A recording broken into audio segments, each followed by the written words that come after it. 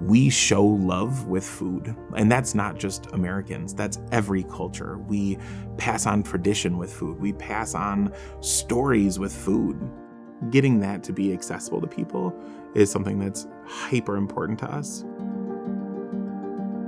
One of the big visions for Little John's is we're not trying to be just a kitchen to cook some meals for some people in need. Like, that is not what we are. What we are is we are a way to feed everyone, but also be able to do it to help other places that work on food insecurities, to give them the food and the resources made by real chefs with good cooking equipment and good kitchen equipment, like fresh food. You know, you think about what the average meal is, and it's frozen product, canned product. And what we're talking about doing is taking fresh, beautiful, like chopped vegetables and fresh protein and all these wonderful, beautiful, fresh ingredients and turning them into something that you'd be proud to serve anyone.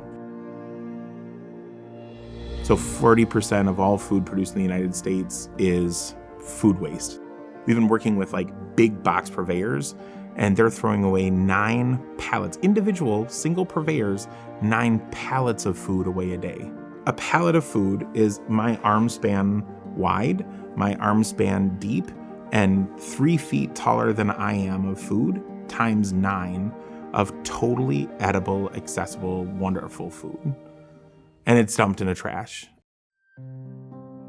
It was really eye-opening to me, and it's one of the reasons that launched Little John's was actually because of how beautiful the stuff was that was getting thrown out. You ask anyone who's food insecure, what do you eat? And they're going to tell you bread, cookies, pastries, bread. When Little John's is up and running, we'll be able to put out over 30,000 meals a week.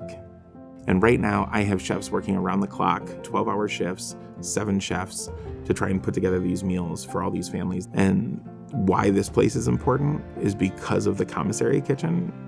One chef could do the same job in 4 hours. We've met with everyone and we've said, here's how much money we have to raise by this time. We've got to raise $2 million by March, and we've got to raise $6 million by the end of next year. And every single person is like, no, you can't do it. That's not possible. We're all saying that from the comfort of a warm home. And we're all saying that with food in our bellies. And like, what would we be pushing for if we were experiencing extreme food insecurity? What would we be asking the board? And what would we be asking the public if we didn't know how we were going to feed our kid the next day? The immediacy is now.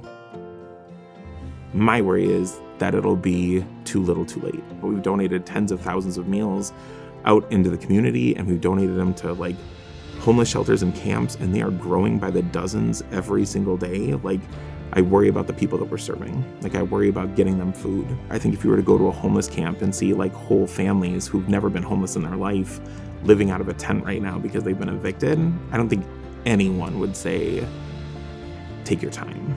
Like, I think if you talk to any of them, they'd say, please, can you do whatever you can? And I know that because that's what they say. We're different than any other nonprofit. Our business model is self-sustainable. We will be able to generate our own revenue. We'll be able to generate our own funding. We just can't do it without help right now. We can save money for tons of organizations and nonprofits throughout Madison. And we'll be able to, with this one facility, save money. So every dollar donated here is actually going to go out 5-fold out into the community. So $100,000 donated to us is like $500,000 donated out throughout the community. And I think that's really important. The most important thing that Little John's can do is let people know that they're worthy and let them know that they're good. Like, the whole reason why we wanted Little John's as a pay what you can restaurant is so that anyone, regardless of your means, could come in and order food and be treated like a human and not like someone who was getting a handout, even if they needed a handout, so the guilt could be gone, that they could come in with their family and not feel like they were letting their family down, so they could just order food like a normal person and sit at a normal table to eat a normal meal that tasted great, that made them feel happy, that they could share stories with their families about. Like, that's what we're about. If the only person coming through these doors are people who are experiencing homelessness and people who are extreme food insecure, we've failed in our mission and we've failed in what we wanted to accomplish. Our whole goal is to get everyone sharing and eating amazing, wonderful, feel-good food.